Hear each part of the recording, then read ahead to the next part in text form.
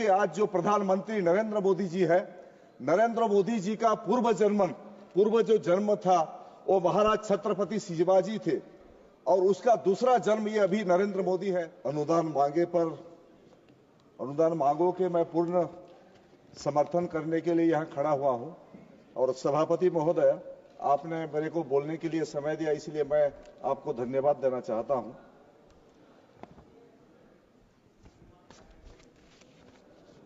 नरेंद्र मोदी देश की यशस्वी प्रधानमंत्री और हमारा जो रेलवे विभाग के मंत्री है अश्विनी वैष्णव जी, हम तो धन्यवाद देना चाहता हूं कि हमारा उड़ीसा को रिप्रेजेंट करते हैं माननीय मंत्री अश्विनी वैष्णव जी और इतने सही ढंग से रेलवे को चलाते हैं, रेलवे विभाग को।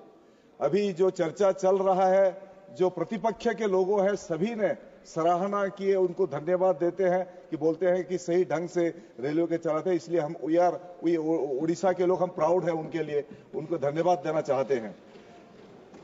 नरेंद्र मोदी जी के नेतृत्व में विकसित भारत देश को एक शक्तिशाली राष्ट्र निर्माण के लिए जो संकल्प उन्होंने किए हैं, सही में एक साधु हमारा जो क्षेत्र है, मैं जिस क्षेत्र से आता हूं एक गंधमार्दन पहाड़ी क्षेत्र है, एक गिरिजा बाबा एक संत वहां रहते हैं।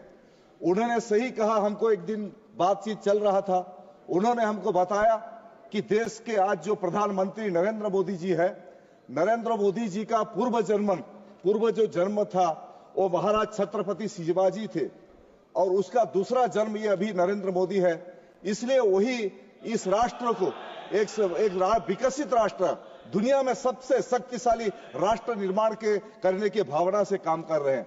मैं धन्यवाद देना चाहता हूं मोदी जी को, जिस विजन पे काम कर रहे हैं, जिस लक्ष्य से काम कर रहे हैं देश के आगे बढ़ाने के लिए। और अश्विनी वैष्णव जी को मैं सबसे पहले धन्यवाद इसलिए देना चाहता हूं कि वो जो एक बार तय कर लेते हैं काम करने के लिए, जो संकल्प लेते हैं। 2022 में हमारा एक उपचुनाव बाई इलेक्शन हो रहा था, मैं विधायक पद पे खड़ा हुआ था और वहां बीजू जनता दल के सरकार था और बीजू जनता दल का सरकार ने चैलेंज किए थे अश्विनी वैष्णव जी को। उन्होंने बोले कि अगर बरगढ़ से नुआपाड़ा एक रेलवे लाइन जो दसंदी के साथ डिमांड कर रहे थे, वो बोले कि आप कर सकते हैं क्या।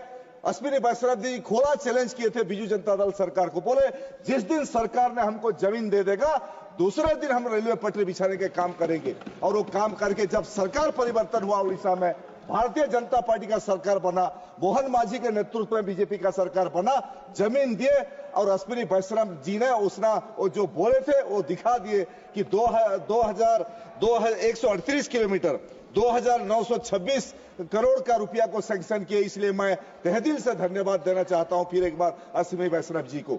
और मैं ज्यादा नहीं बोलता हूं, 2-3 बात मैं रखना चाहता हूं। पहला बात यह है कि हमारा जो क्षेत्र है, हम उस क्षेत्र के जो कुछ काम है, जो मैं अश्विनी वैष्णव जी के साथ बातचीत भी किया हूं कि हमारा क्षेत्र, इसलिए मैं धन्यवाद फिर एक बार देना चाहता हूं। 59 रेलवे स्टेशन अबरू स्टेशन के काम चल रहे हैं हमारा उड़ीसा क्षेत्र में और 100% इलेक्ट्रिफिकेशन कर चुके हैं। ट्रैक काफी ज्यादा डबल ट्रैक बन चुका है और 2009-14 में उड़ीसा को 838 करोड़ मिला था। 2025-26 में 10,599 करोड़ रुपया अभी सैंक्शन उड़ीसा को हुआ है। और इसके बारे में 1-2-3 बात जो मैं रेलवे मिनिस्टर जी का ध्यान आकर्षण करना चाहता हूं। आज झारसुगुड़ा में एक स्ट्राइक चल रहा है रेलवे लाइन के ऊपर। एक झारसुगुड़ा का जो एक रेलवे लाइन का ट्रैक था उसको रेलवे डिपार्टमेंट लोगों ने ब्लॉक कर दिया है, जिसमें धरना चल रहा है। मैं उनका दृष्टि आकर्षण करना चाहता हूं कि वहां जो लोगों का डिमांड है वो रास्ता को थोड़ा खोला जाए। बरगढ़, बलागीर और सोनपुर 3 जिला से भुवनेश्वर हमारा जो राजधानी है उड़ीसा का, एक मणिंग में एक रेलवे ट्रेन चलना चाहिए। ये भी हम लोग डिमांड कर रहे हैं। सुबह एक ट्रेन बरगढ़ से भुवनेश्वर को जाना चाहिए।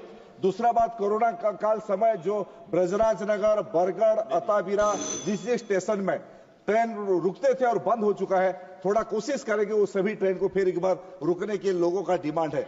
बेलपहाड़ रेलवे स्टेशन में 3 साल पहले मोदी जी एक शिलान्यास किए थे फ्लाईओवर करने के लिए, अभी वो काम रुक गया है, उसको फिर तुरंत कैसे शुरू करेंगे, ये सारे विषय पर मैं चाहता हूं कि हमारा जो उड़ीसा का प्राउड है, हमारा गर्व है, अश्विनी वैष्णव जी वो काम थोड़ा देखेंगे, वो काम को आगे बढ़ाएंगे। धन्यवाद।